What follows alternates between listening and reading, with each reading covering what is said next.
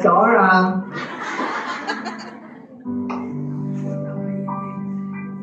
Good morning. Good morning. Ang gaganda naman ang nakikita ko. Of course. Yan. Okay ba ang angel ko? Yes. Anong mas maganda? Yung makasabi mo? Bag mo. Puro. Praise God. God is good. All the time. And all the time. God is good. Wow. Lahat po ba kayo ay nagagala? Amen. Lahat po ba kayo ay nagpupuri sa Diyos? Amen. Ay pala eh. Let's close in prayer. Ayan. It's a good day again. Tayo ay bagay ko ay nakikita, pero it's a good day kasi nakikita niyo ako. And I know that God has a lot of blessings in store for you. Amen. Lahat na pinagpala ng Diyos ay magsabi na, Amen. Amen. Lahat ng masaya, magsabi ng Hallelujah. Hallelujah. Sabihin mo sa katabi mo, you're blessed. You're blessed. You're blessed. You're blessed. Ang dami-dami natin. Blessed. That's good. So, napakaganda dahil it's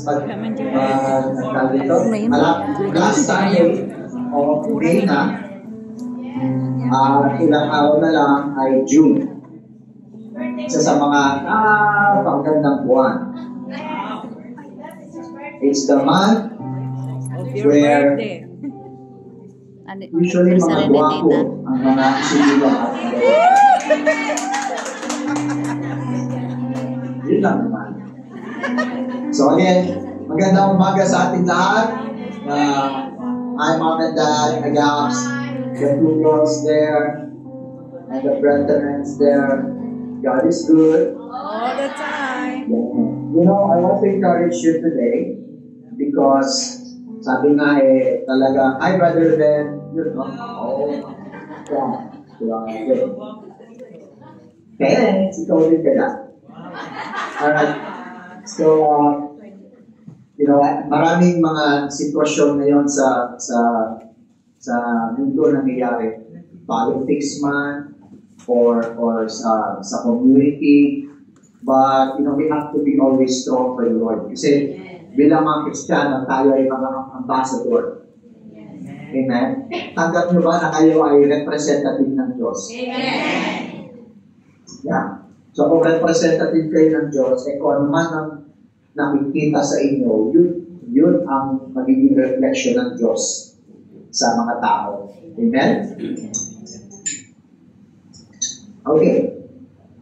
So, I want to encourage you today na sabi nga, when the going gets tough, alright? Ano, maraming mga tao na nagiging sense of relaxation nila, sense of relief nila ay nag-yoyosi.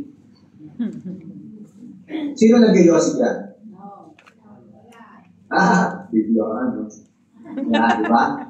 Pero ngayon, hindi na uso ang yosi. Ang uso ngayon ay, ano na ba yung bago ngayon? Ano yung pinalit sa yosi? Ano? Vape. Yan. Kasi mas healthy daw. Rechargeable. Diba? Pero hindi lang tayo mga Kristiyano ay parating merong mga tinadalaan ng lubak. Kasi pag ikaw ay anak ng Diyos at nakikita ng kaaway na ikaw ay nagiging focus sa Panginoon, talagang dinistorbo ka na. Yeah. Sino ba rito nakakaranas na parang dinistorbo siya ng kaaway parang? Yes. Amen. Oo, no? Para bang kakatapos lang ng isang challenge, meron na namang kakatok sa'yo, no? Tama ba yun? Yeah. Di ba? So, para bang hindi nahihito ang mga tao, lalabas ng bahay, meron kami mga doon sa mga napupuntahan namin lugar, may mga tao na pagkatapos ng meeting, lalabas muna yan, tapos magsisigil, kasi daw nakaka-relax, di ba? That's their way of relaxing themselves. Di ba? Pero tayo, aside sa pagiging relax, dapat tayo mga Kristiyano ay parating nagiging malakas. Okay? Gusto niyo ba maging malakas? Amen! Alright, so ngayon, kung sila ay nag-yosi at yung iba nag-vape, tayo, when the going gets tough, tayo din ay mag-vape. Pero, hindi yung vape na inisip niyo. Alright? Spell vape. So tayo mga Kristiyano, pagkatawin the going gets tough and the tough gets going, tayo ay mag-vape. But, don't take it literally. Let's take the acronyms. Okay? Are you ready? Alright. When the going gets tough, alam niyo ba, when things get tough, talagang nasi-shake. Nung isang araw, and that was not long ago, nung ang bahay ay empty. Well, nagbakasyon si Renji, at si Guya nagpunta sa Hong Kong. So sabi nga, when the mouse is away, the cat play. When the going gets tough, ito, so we had this day na a long day. So naisipan namin magmotor ni Sister Abby. Nagmotor kami from Cavite to Nazugpo. Nagpunta ba kayo sa Nazugpo, Batangas? Wow, layo. It's a 2-hour drive. At tinag ko pa sa destination, beaches. At syempre, pag mag-beach, dapat dala yung mga pang-swimming. So kami nagmotor, pero dahil umalis kami ng mga 11 a.m., it was very, very cold. So kami nagmotor, 2 hours, destination, yung beach. At sa gitna noon, we had to stop kasi kahit naka-long sleeve na kami, parang niluluto ang mga balang namin. So, nag-picnic muna kami sa loob ng shopping mall. Doon kami nag-picnic. Noong mga after an hour, labas kami ulit, tuloy ang motor. At talagang, pagpunta namin doon sa beach, private pala. So, nakatatlong beach, Private. yung tatlong yun, puro private. At yung pang-apat na beach Hindi na. ay public na, Eh, pero magdidilig na. So, pagkatapos noon, nagmotor na lang kami pabalik. Pero, you know, at the moment, during that moment, ang pagmumotor masarap, masaya. Kasi you can see, kasi, imagine ang Cavite sa bundok, bababa ka sa Batangas, akit ka ng bundok, bababa ulit sa mga beaches, tapos pabalik, akit pa rin. So, may mga bagong bypass road, nasa cliff talaga. Kita mo yung baba, ang ganda, ang sarap, nakaka-relax. Nakatulog na ako eh. totoo yun. And then, may seatbelt naman, may seatbelt. So, pero syempre, hindi naman smooth ang daan, maraming may lupa. Ganyan, pag may mga medyo malalim, talagang irarapa ko, tatalon. Wow! Tatalon! Sabi din, pinapita ko ang Sister Abby, nagising ako. So, during that time, pag uwi namin sa bahay, we felt so good. Siyempre, nagawa namin for a long time. Kasi isa lang helmet namin eh. Pero nung dumating si Abby, nung nagbakasyon siya, bumili siya ng isang helmet. So dalawa na, kaya kami nagkakito. For a long time, di namin nagagawa yun, but then yung dalawa na yung helmet, nagawa namin. Pero it was enjoyable, it was fun, pero pagdating sa bahay, you know, because of the, di ba? Kasi alam yung motor ko kasi, it's a very sophisticated motorcycle. Very sophisticated. So pag-uwi sa bahay, even nakaupo na kami, naramdaman ko pa rin yung mga muscle na. Nanginginig pa rin. Kasi dahil nga yung tagtag ng motor. We enjoyed it, but the effect of that rough road still has sa akin kahit nakatapos na kami, nakauwi na kami. Alright? So, you know, when the top gets going and the Lord gets tough, sometimes hindi mo mapipigilan. Kahit you are already in the resting position, you can still feel the push, you can still feel the pressure, di ba? You can still feel the vibration ng dinaanan mo. Yeah. So that's why we have to be tough, and we have to have what it takes to becoming the ambassador, to becoming the representative of the Lord. Kaya when the going gets tough, tayo ay narinig niyo ba yung tahol ng ako? Adira, stop. Okay. So, when the going gets tough, tandaan natin, tayo ay bait. Bait, not the literal bait na chargeable, but let's take the acronym from it. V, let's start with V. Alam niyo ba ang V? Hindi si Ate V. Kung hindi, the vine. As a Christian, as the ambassador of the Lord, you know, we should be always stay connected sa vine. Sa vine. You know, sabi sa Bible, I am the vine, and you are the branches. You are the branches.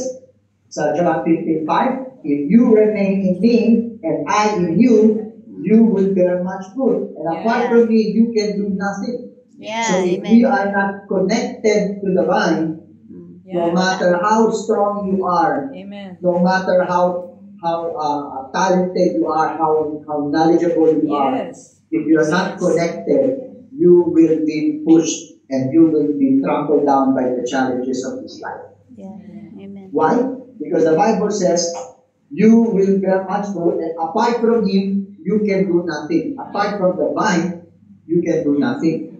So you have to always be connected. Long time ago, I shared this also, yung vine. Dapat tayo ay nagba-vine tamins. Kayo ba ay nagba-vine tamins? Tatakin mo ang iyong katabi sa balikat at sabihin mo mag-vitamins ka. Mag-vitamins ka.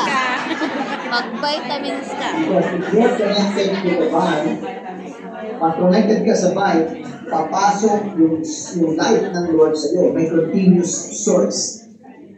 Alright? A continuous source. Alright? So you have to always be connected. You always have to absorb light from God. Kasi pag hindi nakakatuyo, dito sa Pilipinas, na ang panahon dito nakaka-dry.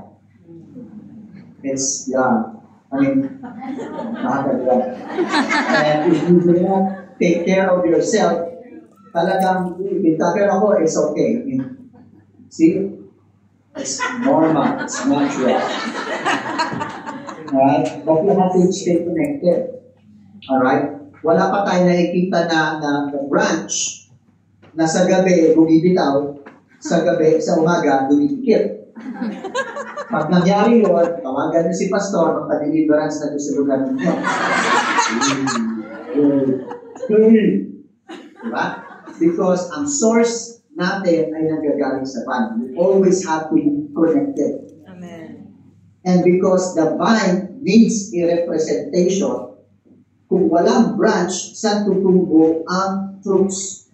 The fruits grow sa branches. And tayo yung branches. Yes. So we have to be always connected so that makakalabas yung fruits. Amen? you know that when you are connected to the vine, kahit gano'ng kalakas ang hangin, hindi ka matutumba. Anniversary ng Pugaro, we slept in a farm. Oh, it's a 4,500 hectares. Yeah. Pero hindi gano'ng kalaki yung tubo. Yung tubo, 700. Alright? And then napapaligiran siya, sa harap niya, puro kawayan. Eh dahil mahangin, lalo na paggabi, kung kayo ay tapang-takutin, matatakot kayo. Kasi talaga, Mahampas eh. Mahampas. Maingat. Ay, maingay. but you know, no matter how hard, ay umulan din ng malakas. Ang malakas ang hangin. But no matter how hard it got, matawag, mamahanginan, taboy ng hangin, magulan ng malakas, hindi siya nasira. So, patibayan na lang yan. Kung sino yung kakapit ng matibay sa vine, Yung matitira. matataluyan parati ng life. Amen. So when the going gets tough, stay connected sa vine. Amen. The world will tell you, rest for a while. The world will tell you, go down and dip for a while sa river. Diba? The enemy will tell you, give up. But no, you have a choice. You have a choice to say, no, I want to stay connected sa vine. I'm going to take my vitamins every day to make you healthy, strong, and smart. Right? Amen po ba? Amen! So kayo ba yung mag-take ng vitamins? Amen. Don't forget that it's every day. Actually, ang vitamins is good in the morning and in the evening. That means when you wake up, you connect with God para yung buong araw nyo is blessed. Then before you sleep, make sure you're still connected para when you sleep, blessed pa rin ka. Amen? So that's B. Next is A. Ano yung A? Is the armor of God. Do you know that as an ambassador, as a representative, you're also general? Okay, not general problem, but you are the general, the leader of your group, of your community, of your family, of your workplace. You are the general, you are the leader. And as the representative of the Lord, always have to wear your armor. Amen. Number one, kasi it's gonna help you to be identified. Yeah. Kaya ang mga general, meron sila yung mga napopromote, meron sila mga pin. Nung graduate ako sa training namin as a protection agent, yung shield namin, a highly trained girl. Yung chapa ng seal ng protection agent officer, may pin yan. Ganyan kalaki yung pin. So ito yung pin, ganyan kalaki, ganyan kahaba. Joke lang, panit lang yan. So para ikabit sa'yo yun, talagang itutusok hanggang sa balat. Oo. Hanggang sa laman. Oo.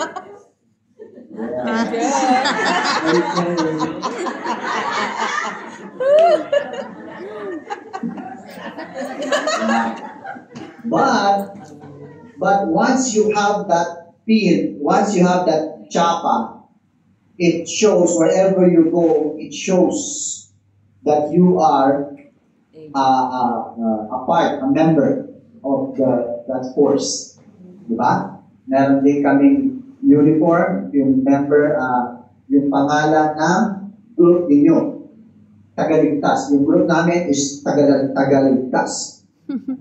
Yeah, so when you wear that, you go out, and then you see people there, go, sir. Ganun lang yun. Alright? So once you have that, you get identified. You know, the enemy has to see you wear that armor. Amen. Kasi ang ginagawa ng mga natatakot na sundalo sa gera, maghuhubad na lang sila para hindi sila mapagkamalang sundalo. Para hindi sila patulan ng kalaban. Yeah. Right? But remember, you carry the name of the Lord. Sabi, resist the devil and he shall flee.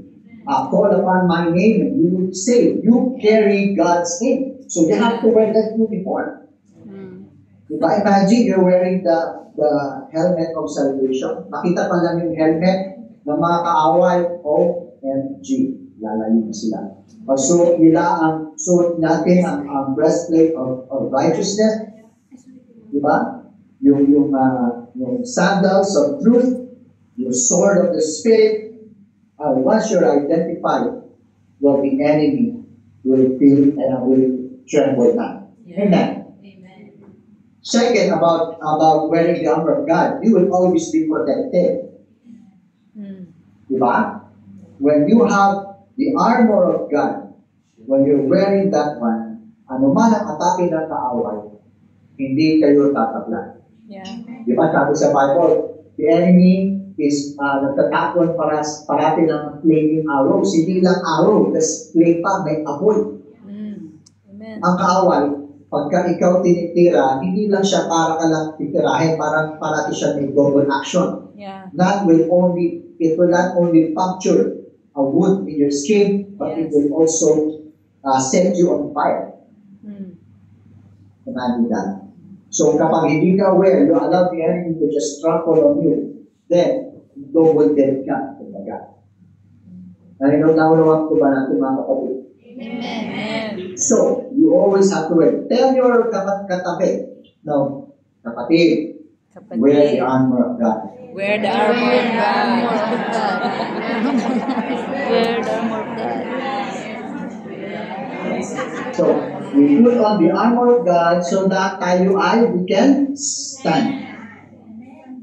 When you're wearing it, when you're wearing the uniform, when you're wearing God's name, you can take a stand. You don't have to use force, but you have to just say, I am a follower of the Lord. I am an ambassador of Christ. Wow. Ano sabi? The devil will flee. Yeah. Amen? So that you can stand against the strategies ng kaaway. Alam niyo ba ang kaaway may strategist siya. Alright? If you can think of 100 ways, the enemy, Satan, can think of 1,000 ways against you. Alright? So don't depend only on what you know. Yeah. You depend on on God alone. Yes. Amen. And wearing that armor, it means you are always alert sa Panginoon. Alright? Imagine if you're always in uniform, nare-remind ka. Amen. Diba? Nare-remind ka that you are a person of authority. You are a person who carries the title. Yeah. Alright? Kaya mga kapatid, put on the armor of God. Amen? Amen. So, meron tayo B, that is the banner. We should always be connected and we take the vitamins every day. Amen. And then we put on the armor of God. So we can stand firm and so that we can be identified by the spiritual world that you belong to the Lord. Amen? So when the going gets tough, remember that. Third letter is what? P. P is for Paulo. Remember me all the time. P is for push. We have to push. Okay, alam niyo po ba yung push? Hindi po siya yung dating president ng Amerika. Siya ay yung President Bush. You know, when we talk about push, it talks about we become brave. We should be brave. Sabi sa Joshua, chapter 1, verse 9, have I not commanded you? You be strong and courageous. Yeah. Do not be afraid and do not be dismayed, for the Lord your God is with you wherever you go. You have to be brave. Because when you wear the armor of God, when you connect sa vine, you have everything. Amen. You have everything. Okay? Then, why not go and be brave? Why not go and push? You know how do we become stronger? When we push ourselves outside the box. When we push ourselves outside our limit. You know, a rubber band that is not stretched is useless. It has no use pag hindi natin stretch ang rubber band. Kung ilalagay mo ang rubber band, sorry ha, kung ilalagay mo ang rubber band na ganyang kalaki sa straw na ito, it has no use. Yeah. Ilagay mo, lulusot lang yun. But a rubber band becomes useful when it's stretched.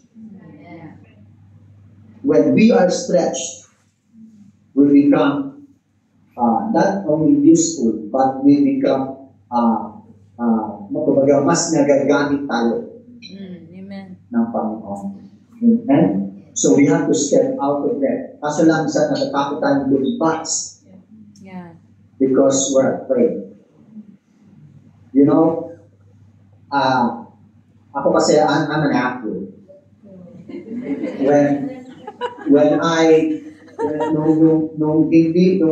For a long time, I have not worked out. But then sabi ko, why not bring back the athletic body? So, once a week, I go with Gia sa gym. And then, yung Friday kasi, that's the sparring day. We don't go sa bags, we don't do any minutes, it's like sparring. And it's 3 minutes per round. Yung first day ko, 1 minute at 1 round, parang gusto ko nang sumabot. Because I could not last long. And then my reflexes are very slow. Nakikita ko na yung glove papunta sa mukha ko. Okay. And then nung tumama na sa mukha ko, doon ko na-realize, ay, iilag ako. That's, for a long time, I thought I was strong, I was fast, my reflexes were good, all along, akala ko. Yung pala hindi. And not until I stepped into the ring. Yeah. Yes. But now, I've been doing it for 3 months. Straight. Once a week lang naman. Kasi pinibigyan ko na yung coach, baka masaktan ko yung coach. Once a week. You know, ang sabi ng coach sa akin, Pastor, you have improved a lot. You know, I could last 15 rounds. Wow! Yes, with oxygen. I could last 15 rounds. 15 rounds. At ang sabi ng coach, biro mo dati hindi ako makasuntok sa kanya. Ngayon, in 3 months, nakasuntok na ako yung isa sa kanya. Yes. So, my point here is because I did not stop, I pushed myself. Amen. Yeah. Honestly, ang baga mo para talagang puputok. Sometimes you want to vomit. Sometimes you want to just shout for help. But then, sabi ko, I will never, walang magiging improvement if I will always give up on the time I get tired. Yeah. So I have to push, go over the border, and then use it. Use what I have there. And then now, I'm able to last more than 10 rounds, 3 minutes, 1 minute lang ng rest. You know? But God is good. Sabihin, look, mas na-maximize, di ba, yung body, yung lungs, and everything. You know, sa buhay din natin, we have to really push ourselves. We have to be brave enough. Sometimes when challenges come, we try to run away. Yes. Do you know when we run away, mas tumatagal? Ano yung pinagkaiba ng buffalo sa cow? Ang pinagkaiba nila, una-una sa spelling. Sa buffalo. Pangalawa, pag may storm, ang cow, they run away from the storm. So, habang they run away from the storm catches on them. So, mas tumatagal sila sa storm. But ang buffalo, baliktad, they go towards the storm. So that mas maiksi lang yung time of storm nila kasi lalagpasan nila yung storm. Naintindihan po ba natin? If we run away from it, then it becomes longer, then we will never learn, then we will never get challenged, we will not get developed. Amen. Yes. But if we run towards it, we are brave enough to face it. Wow.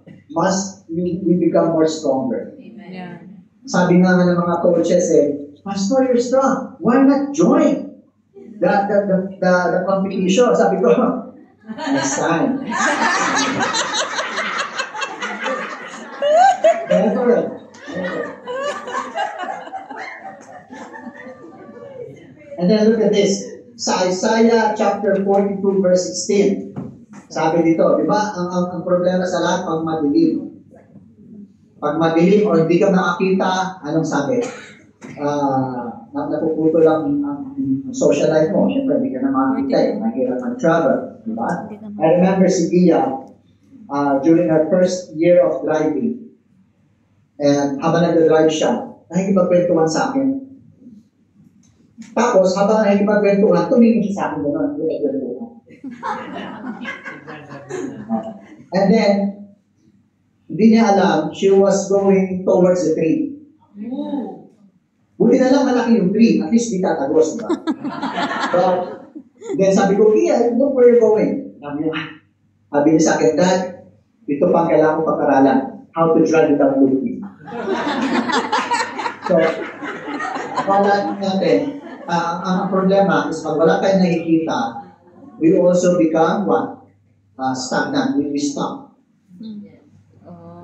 But see here, sa Isaiah 42 verse 16, sabi, I will lead the blind. Okay, listen to this, Isaiah 42:16. Let's apply our faith here. I will lead the blind, sabi ni Lord, I will lead the blind by ways they have not known. Along unfamiliar paths, I will guide them. I will turn the darkness into light before them and make the rough places smooth. There are the things I will do, I will not forsake them. So before anything else, take note of that. God will not forsake you. Never leave you. And we are like walking blindly because we don't know what's tomorrow. Tama po ba? Amen. We don't know what's next week. Yeah. Amen. Amen. So sometimes because we don't know anything about tomorrow or anything, we tend to stop and fear. Remember, fear is the absence of knowledge. Yeah. Because you don't know, that's why you're scared. Yeah. But the Bible says, the Lord says, bagamat hindi natin nakikita ang mga bagay-bagay, sabi, God will bring us to places that we do not know.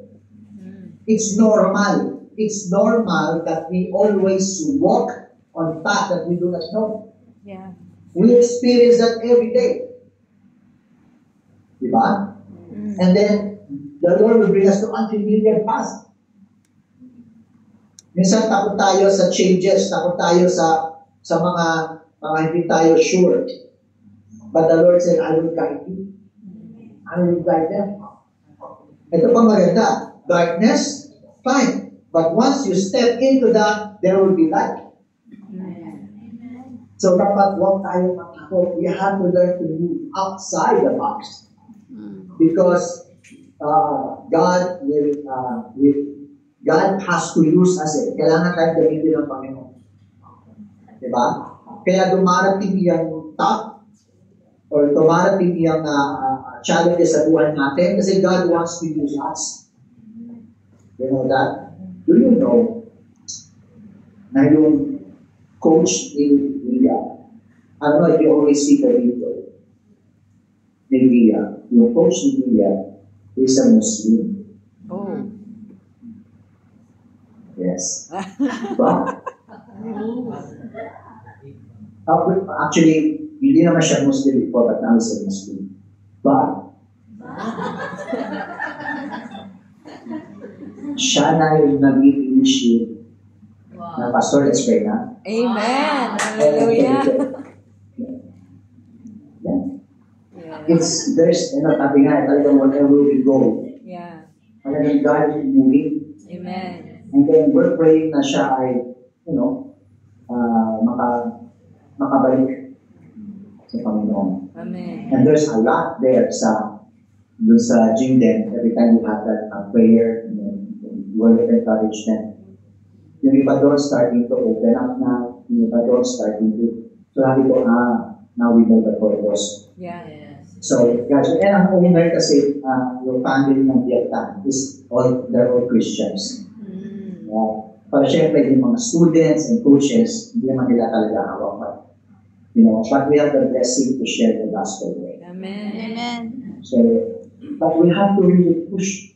Sometimes nung una, parang baka sabihin niya, we're trying. No, but we're not forcing him. I'm not forcing him to stay with us a circle when we pray or when we share. Yeah. No, he just stays there and listens. But of course, isa ngayon, pag-pray kami, is like this. But later on, it's going to be like this. But that's how it is. We have to move out the box. Amen. You have to push. God needs forceful men.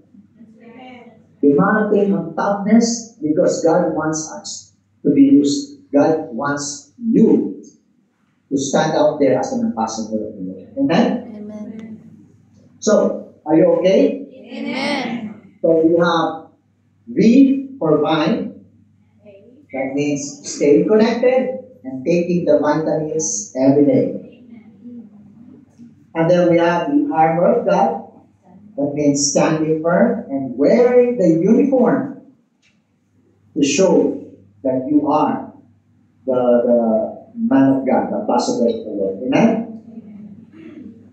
And then we have, what's the third one? Push.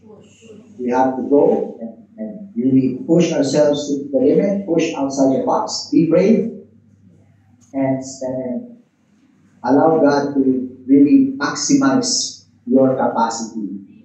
Do you know na marami kayong tayo lahat, God has, nung nilikha tayo ng Lord, meron tayong mga talents na until now, you might not know you have it. Kaya ayaw din sa church. So that the leaders will identify it, and then you see it, and then use it. Amen? At nalalabas yan kapag when the top gets going and the going gets tough. Amen? Amen. And then the last one is E. E is for evangelize. Do you know na everyone needs an outlet? Okay, let's look at it the other way. Let's look at it in another picture. Of course, we evangelize para maraming maligtas. We evangelize para maraming nakakilala sa Panginoon. What I'm talking about is, what I'm saying right now is the benefit of the people who's going to hear the gospel through you. But when you evangelize, I want you to see the benefit for the benefit for people who evangelize. Kailangan natin ng outlet. Yeah. You know that? Nasubukan nila bang makaupo ng matagal? I'm a person who is, kinesthetic. That means I cannot stand straight. You cannot make me sit down. Yun yung na-misinterpret ng mga teachers ko. No? Because they think malikot ako. They think makulit ako. So they will punish me for that. But ang totoo niyan, kinesthetic ako, I need an outlet. That's why I cannot sit in an office. I have to be moving. Kahit pagtulog ako eh. Yeah? But I need an outlet. So I like running, I like playing. Car is okay, but motorcycle is better. So I'm ginagawa ko yung motorcycle.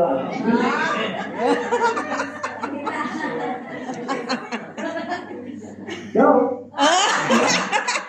So, you need an outlet. And then kapag ka na-release yung energy, then you start to calm down again. You understand?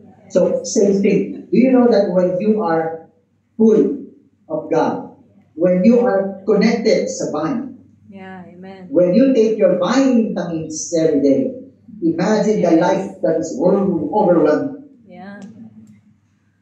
And then, aside doon pa sa energy, yung light ng God na kayo, sinuot mo pa yung armor. Do you know, after ng training namin, doon sa protection agent camp, and then suot ko pa yung chapa, suot ko yung uniform, I have my gun with me, I feel so good. Oh.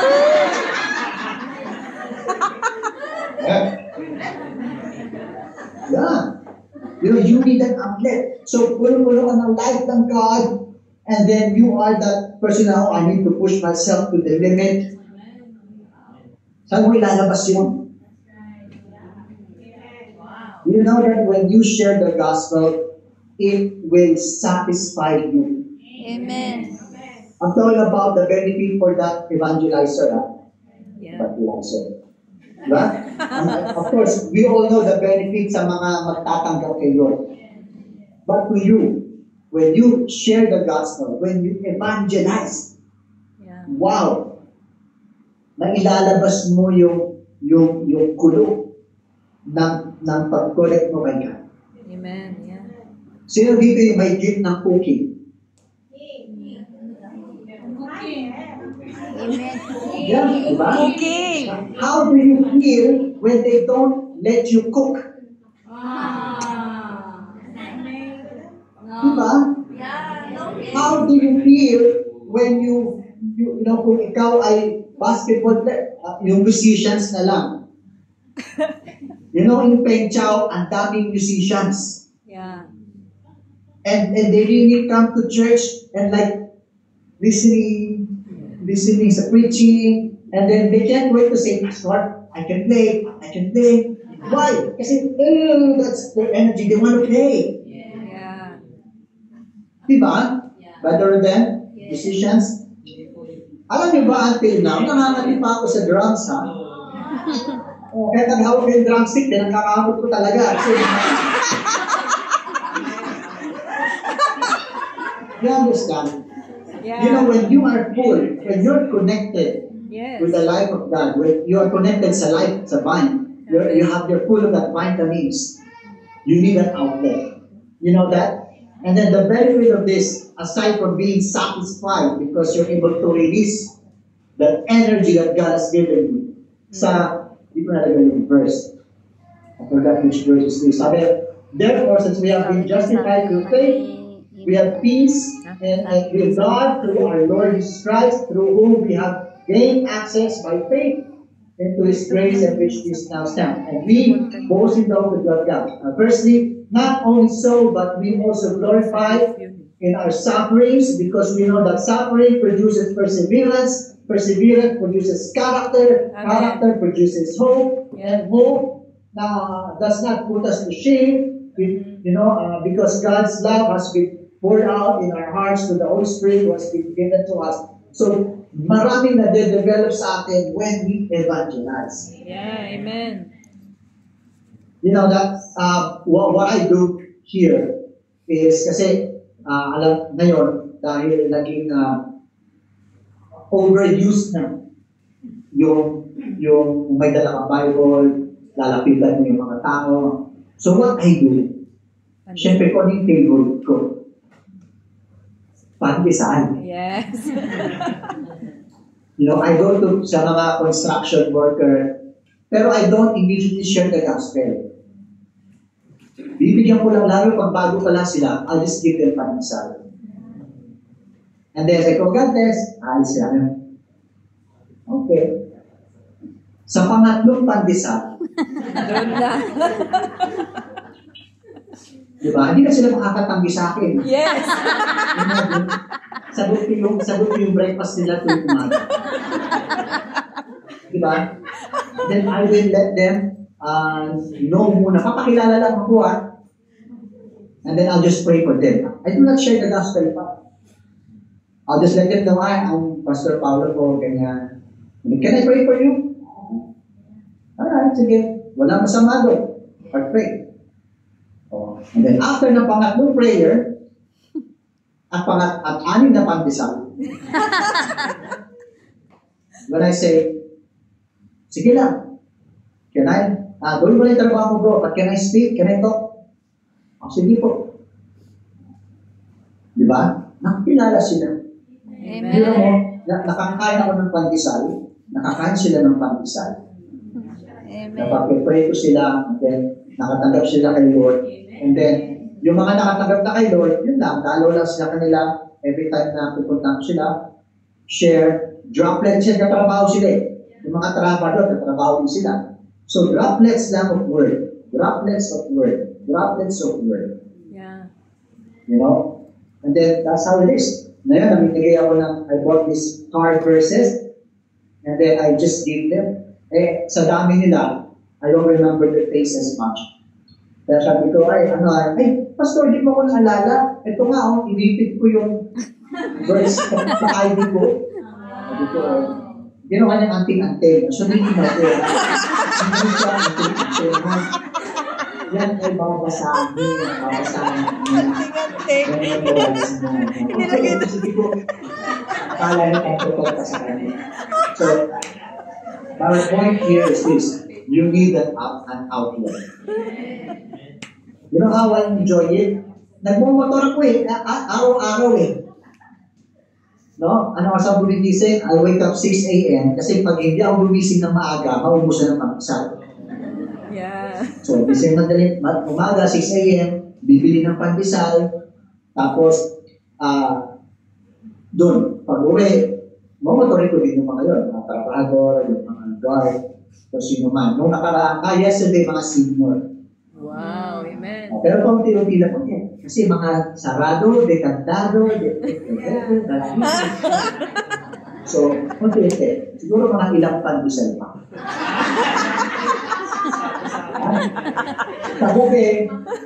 Kape.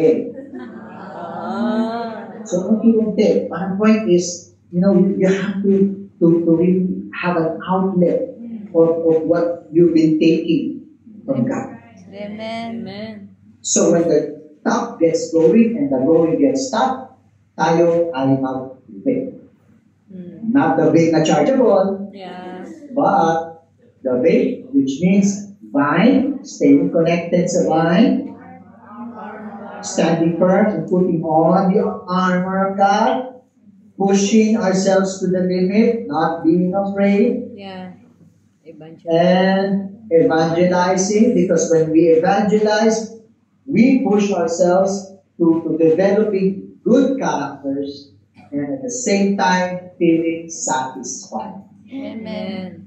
You know when you're satisfied no matter what's happening around you, or like what I said, kung kahit when the top gets stopped, the going gets stopped and the top gets going, basta satisfied ka, you don't mind.